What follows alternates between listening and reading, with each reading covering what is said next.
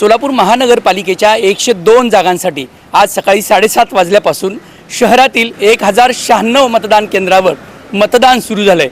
मात्र बऱ्याच ठिकाणी बघतोय आपण की कुटुंबाचं विभाजन करण्यात आल्यामुळे एकाच कुटुंबातील अनेक सदस्यांना विविध मतदान केंद्रावर पायपीट करून त्यांना मतदान करावं लागतंय आणि सगळ्यात महत्त्वाचं म्हणजे अनेक ठिकाणी मशीन बंद पडल्याचा तक्रारी येत आहेत। या महाराष्ट्र राज्य निवडणूक आयोगानं सोलापूर महापालिकेच्या निवडणुकीसाठी मध्य प्रदेश निवडणूक आयोगाच्या मशीन आणलेल्या आहेत।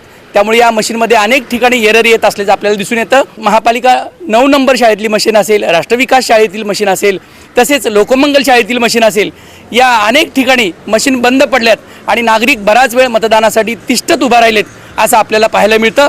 आज सोलापूर महापालिकेसाठी जवळपास 9,76,000 असे मतदार आहेत।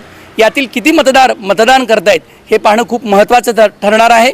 मात्र सोलापूर महापालिका प्रशासनानं मतदार यादीचं विभाजन करताना केलेला घोळ आणि विविध ठिकाणी मशीन बंद पडण्याचे प्रकार घडत असल्यामुळं मतदानाचा टक्का कमी होतो की काय अशी शंका निर्माण होत आहे। त्यामुळं निवडणूक आयोगानं असेल किंवा महापालिकेच्या अधिकाऱ्यांना असेल या गांभीर्यानं या प्रकरणाकडे पाहिलं पाहिजे, एवढंच यस न्यूज मराठीच्या माध्यमातून सांगणं।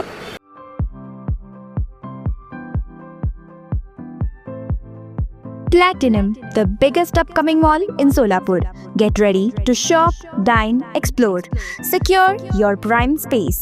Endless investment possibilities. The project by Ganesh Ramchandra Apte.